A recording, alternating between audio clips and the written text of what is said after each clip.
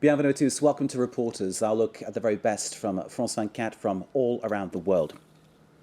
In this edition, we take you to Yemen and the struggle between the government of President Ali Abdullah Saleh and those who want to see him hand over power. Our reporters have been to Sana'a, the capital, where there's an uneasy coexistence between opposing sides, a situation constantly on the edge of violence. In addition to this, Yemen has a real problem with an al-Qaeda unit based there, causing ongoing issues about security. Well, our report is a real and exclusive snapshot of Yemen at a time when change could mean more deaths, more conflict, and not necessarily democracy. This report from Tatiana Massad and Nuruddin Beziou. The Yemeni army is now used to living behind barricades. Today there is no fighting, but the situation remains tense on the front line that cuts the capital Sana'a in two. The Yemeni army, loyal to the President Ali Abdullah Saleh, controls the southern zone, while the north is held by dissident forces. Here the shops are closed. Most of the residents have fled. They fear that fighting can resume at any time. Lieutenant Yahya inspects his troops. Their role is defensive. If there is an attack, they respond. They are there to defend the goods and the houses of the citizens. They are here to protect them. The dissident troops are only 100 meters away. The barricades here, they put them up. Then they left this position and put some more over there. They used to hide in these buildings. There are gangs linked to General Ali Mohsen and Hamid al-Mar. They say they're leading a peaceful revolution, but they are threatening the city's security.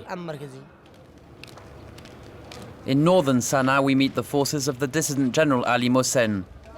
He used to be a close ally of Saleh, but after the uprising began, he defected in March.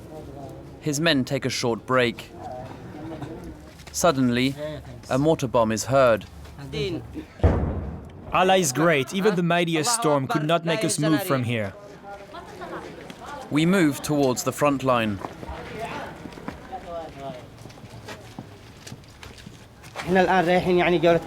Let's go to the Kentucky district. The regular army hides in these buildings and then fires on citizens, on children, on the revolutionaries. The soldiers kill these innocent people who demonstrate without any weapons. Here the army destroyed many houses. Some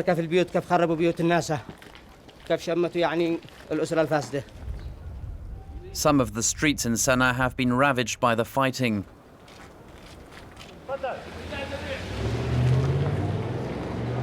On the front line, a witness gives us an account of the latest events.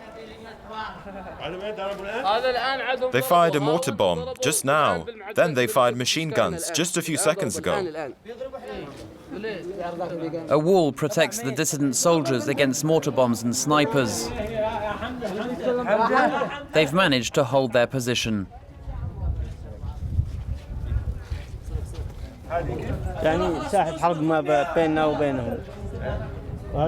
There's a battlefield between them and us.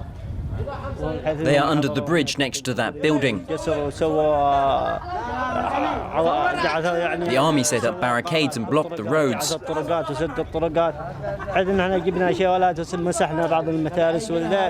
We wanted to try and let the vehicles go through the roadblocks, but they fired at us.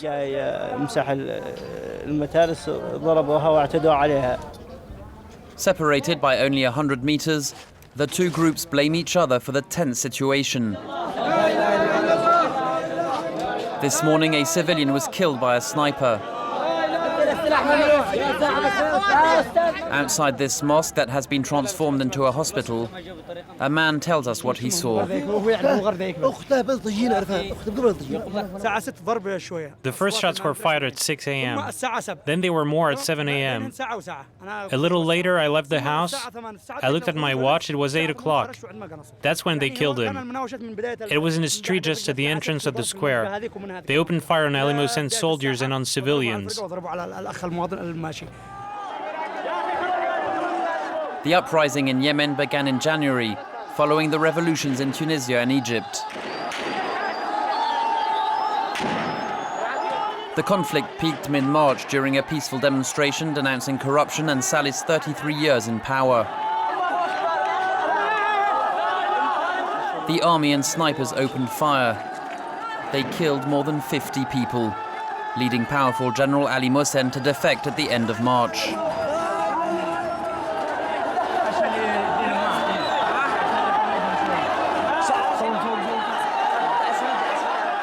Thank you to all the units that have joined the revolution. Since then, many soldiers from different branches of the army have followed suit. We speak to some of them. I realized I was protecting the powerful, that I was killing human beings. And one day I said to myself, why are we doing that? So I decided to join the revolution. I want to protect Yemenis, not kill them. Sheikh JOUREID facilitated their defection. He used to be a member of the Special Forces, but he left the army in April. These men have joined us today. They come from different units, from the Republican Guard, from State Security, from the Special Forces. In all, 250 men have joined us today. Nearby lies this square that has been renamed Tahrir, change in Arabic. It has become the heart of the revolution. Protesters set up their tents here last February. In all, they occupy an area that covers 9 square kilometers. Here, life goes on as normal.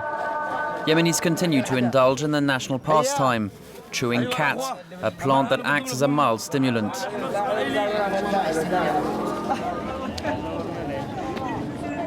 Anti-government demonstrations take place every day, with women on one side of the square and men on the other.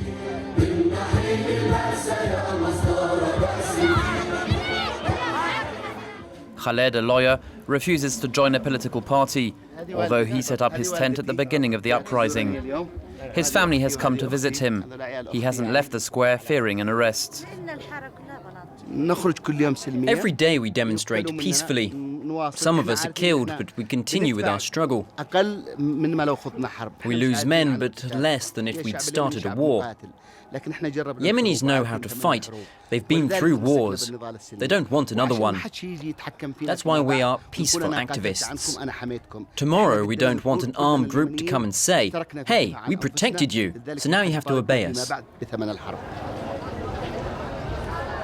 Jihad Sultan abandoned his dental studies in Russia to join the ranks of the revolution. He was among the first to pitch his tent on the square.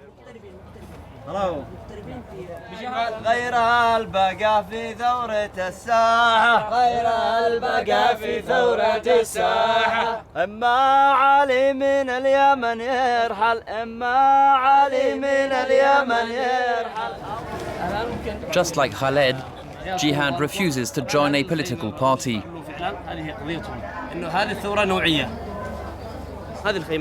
This is where we held our first meetings. I'm an independent. I have ideas for a new Yemen. I believe in change. I don't belong to any party, but it doesn't bother me if others join one. It's not a problem. The fact that we're all gathered here in one place means we can exchange our ideas. Now we are no longer scared of the authorities. Some of the young men here used to belong to a party. Mohammed was a member of the Muslim Brotherhood. I left them because I no longer believed they could bring about change. I think political parties reinforce the legitimacy of this police state. On this same square, we meet Tawakkul KARMAN, an icon of the Yemeni revolt. These activists come to thank her for her work. Neither they nor her know that the very next day, she will be awarded the 2011 Nobel Peace Prize.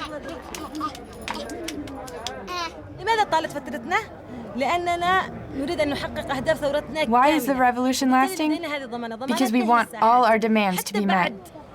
We will not leave this square until we have reached our goal. While we are here, the revolution continues. Even when the regime is toppled, during a period of transition, we will stay here until there is a democracy governed by civilians and a real constitution.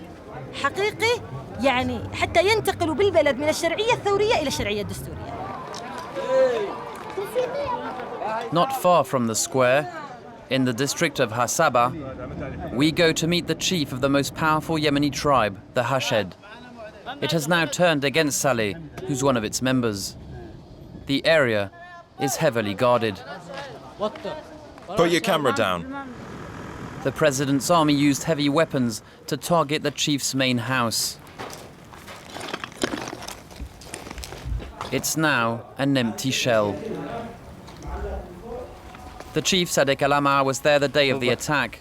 He was meeting the president's envoys who said they wanted to find a solution to this crisis. Everything was destroyed. They wanted to exterminate us. A reconciliation now seems impossible. Our priority, and we said this to Saleh, was to avoid a bloodbath. But he didn't listen to us.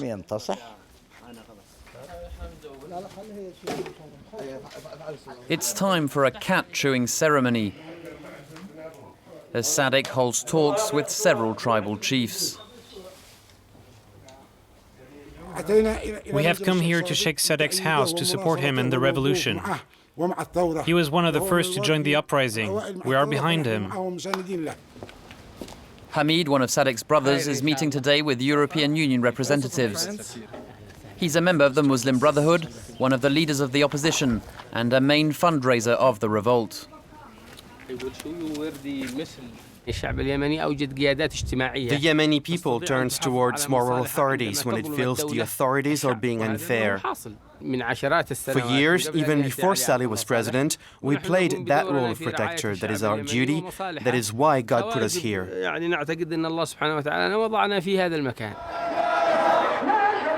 Protests are ongoing, with dissident soldiers protecting the marches. No one knows if a political negotiation will put an end to this crisis, or if a full-out civil war is inevitable.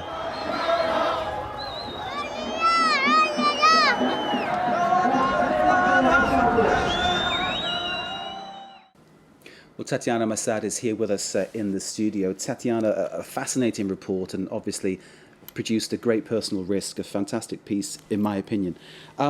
Life in Sana'a, tell us a bit more about that. What are the hardships that ordinary people face? Life in Sana'a is very difficult. Let's not forget that Yemen is a poor country, and now because fuel prices have risen, everything is expensive in Sana'a. There are regular power cuts. They have no water because of the power cuts. No public and schools or universities, so children and youngsters are at home. And most of all, the city is divided, and it's very difficult to go from a zone that is controlled by one armed group to another zone that is controlled by another armed group. You have several checkpoints and of course shelling and snipers in these zones, you know, on the... So each of these armed groups basically imposing their own version of the law in their own area? In a way, yes, they are. They are.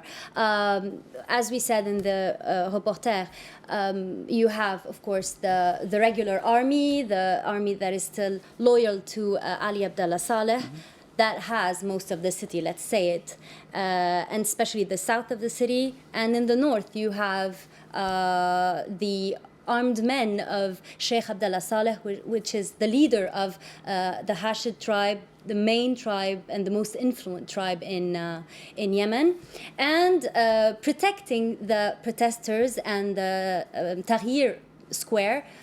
You have, of course, the forces of Ali Mohsen, which is the major general who left the army in March to protect the protesters. I think you've given a whole picture there about how conflicting and how broken up Yemeni society has become. So is this reflected in the rest of the country?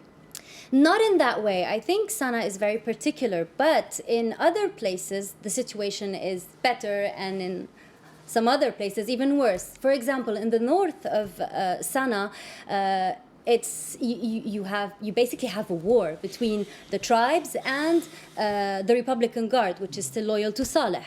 In the south, you have an ongoing combats between the army and Al-Qaeda.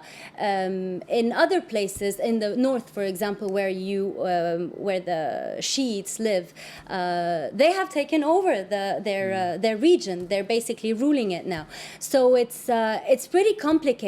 But and the main fear is, for example, that the situation in the north of Sana'a would spread to the entire country, and there you'd have a civil war, basically. Okay, so the issue at the beginning, of course, was about Saleh's rule and about ending that.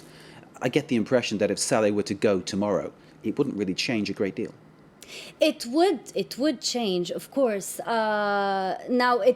I think the situation would still be difficult for a while at least, but it would change, because now what's keeping people in the squares, in the streets, demonstrating is the fact that Saleh is here. The fact that you have basically two armies that are opposed is the army that's still loyal to Saleh and the one that has decided to join the demonstrators or the protesters. So once Saleh is gone, we'll go through a transition and a political process. Tatiana Massad, thank you very much indeed. Just to remind you, that report by Tatiana Massad is with us now, and Noureddin Beziou. You can catch it again via our website, france24.com. Thank you for watching Reporters. Stay with us here on France 24.